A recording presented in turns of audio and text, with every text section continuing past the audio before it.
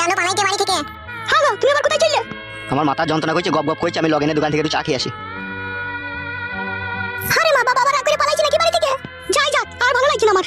আর তোর দোষ আছে মা, তুই গান মারাই থেকে আমার শ্বশুরকে বিয়ে করলি আবার। তুই যদি বিয়েটা না করতে চাইলে আমার এরকম ঝঞ্ঝাট ঝামেলা হইতো না। কি বলতে চাইছিস কি তুই? আমি তো শ্বশুরকে বিয়ে করতে চেয়েছিলাম, ওই তোমাকে বিয়ে করেছে। জীবনটা পুরো শেষ হয়ে গেল আমার, পুরো শেষ হয়ে গেল। কেউ আমার জীবনের ভালো মন্দ দেখলো না, কেউ খুঁজলো না। হ্যালো, কেলা তুই মাগি, কেউ ভালো মন্দ দেখলো না মারছিস, আবার আমাদের দোষ দিছিস কেন তুই? আমি একা একা বেশ এই বাড়িতে সুখে শান্তিতে সংসার করছিলাম, তুই বিয়েটা করে সবকিছু মাটি করে দিলি।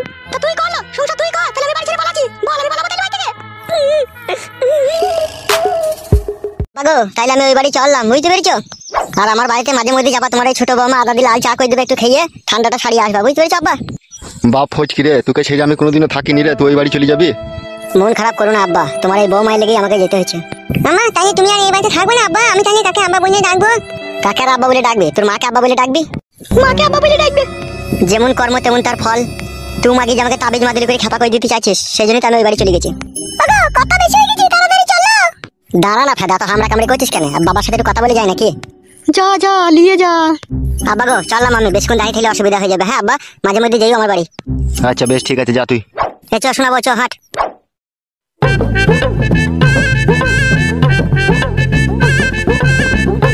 মানুষের মতো কাজটা করলে তো তুমি। দেখ নারকেল বেগম, যা হয়ে গেছে তা তো আর ফিরবে না, বল। আমার বেটির জীবনটা তো নষ্ট করে দিলা তুমি, বলো শ্বশুর হয়ে। হ্যাঁ, তোরা তো একটা সামান্য অন্যায় মেনে নিতে পারছিস না। বাবা, অন্যায় মেনে নেবার মতো হইলে মেনে নিতাম। আগে তো আমরা ছেলে কাই বড় মেয়ের পেট করে দিল, 3 লাখ টাকা জরিমানা দিলেন। সে অন্যায়টা তো মেনে নিলাম। মেনে নিয়েছি কি মেনে নিইনি বলেন? মেনে তো নিয়েছি। তারপরেও আপনার ছেলে আবার বিয়ে হলো, মেয়েকে বিয়ে করলে বাড়ি চলে এলো। এটা কোন স্ত্রী আছে বলো, তাই মেনে নেবে? সব জিনিস মেনে নিয়ে যাই না বাবা। আপনার ছেলেকে আপনি শাসন করলেন না, তার সাহস তার হিম্মত বাড়িয়ে দিলেন আপনি। আজকে মেয়েটা যদি তোমার নিজের হতো, তুমি এরকম অন্যায় করতে পাইতে মেয়েটার সাথে? পাইতে বলো, অন্যায় করতে পাইতে না তুমি। আর ছেলে নিজের ছেলেকে বাঁচাইতে গিয়ে আজ আমার মেয়েটাকে বানের জলে ভাসিয়ে দিলে তুমি। মারে, নিজের শ্বশুর হয়ে যদি আমার কপাল পুড়িয়ে দেয়, তাহলে আর কিচ্ছু করার নাই রে মা। জানবো আমার ভাগ্য খারাপ। ছেড়ে দে, যা আছে আমার কপালে তাই হবে, ছেড়ে দে। আর এসব কথা আলোচনা করিস না। বৌমা, একটু ধৈর্য রাখো, ধৈর্যের ফল অনেক মিষ্টি হয়। আর মিষ্টি হয়ে কি হবে? মিষ্টি যাওয়া তো হয়েই গেল। নিজের ছেলেকে যখন শাসন করতে পারোনি, মেয়েটাকে যখন বাড়ি থেকে খেতে দিতে পারোনি, তাকে যখন জায়গা কিনে ঘর করে দিয়েছো, বৌমাকে যখন তুমি মেনে নিয়েছো, তখন খুব ভালো করেছো। যাও, আমরা আবার যা ভালো লাগবে তাই করবো। শুন মা, মন খারাপ করিস না। তোর ভাগ্য যা আছে তা হবে, সেটা তো আর কেউ আটকাইতে পারবে না, বল। হ্যাঁ মা, ভাগ্য যখন পুড়িয়ে গেছে পুড়িয়ে যাক মা। কত ভাতারকে ভালোবেসেছিলাম, কত মনে প্রাণে ভালোবাসতাম। সেই ভাতারি যখন গাড়ি লাত মেরে পর পরে চলে গেল, তখন আর কার কথা ভাববো? ওই পুরা ভাগ্যই বেঁচে থাকবো মা, আর কার কথা ভাববো না মা। জানের উপরে মই চেপে গেল মা। ডানো পালাইতে বাড়ি থেকে। হ্যাঁ গো, তুমি আবার কোথায় চললে? আমার মাথা যন্ত্রণা করছে, গপ গপ করছে, আমি লগেনের দোকান থেকে একটু চা খেয়ে আসি। আরে মা, বাবা আবার রাগ করে পালাইছে নাকি বাড়ি থেকে? যাই যাক, আর ভালো লাগছে না আমার। আর তোরও দোষ আছে মা, তুই গান মারাই থেকে আমার শ্বশুরকে বিয়ে করলি আবার। তুই যদি বিয়েটা না করতে চাইলে আমার এরকম ঝঞ্ঝাট ঝামেলা হইতো না। কি বলতে চাইছিস কি তুই? আমি তো শ্বশুরকে বিয়ে করতে চেয়েছিলাম, ওই তোমাকে বিয়ে করেছে। জীবনটা পুরো শেষ হয়ে গেল আমার, পুরো শেষ হয়ে গেল। কেউ আমার জীবনের ভালো মন্দ দেখলো না, কেউ খুঁজলো না। হ্যালো, কেলা তুই মাগি, কেউ ভালো মন্দ দেখলো না মারছিস, আবার আমাদের দোষ দিছিস কেন তুই? আমি একা একা বেশ এই বাড়িতে সুখে শান্তিতে সংসার করছিলাম, তুই বিয়েটা করে সবকিছু মাটি করে দিলি। তা তুই করলো সংসার, তুই কর, তাহলে আমি বাড়ি ছেড়ে পালাচ্ছি। বল, আমি পালাবো তাহলে বাড়ি থেকে? হ্যালো ছুরি, চুপ করলো। আমি আছি তো, আমি বেঁচে আছি তো নাকি? এখনো বেঁচে আছি তো আমি।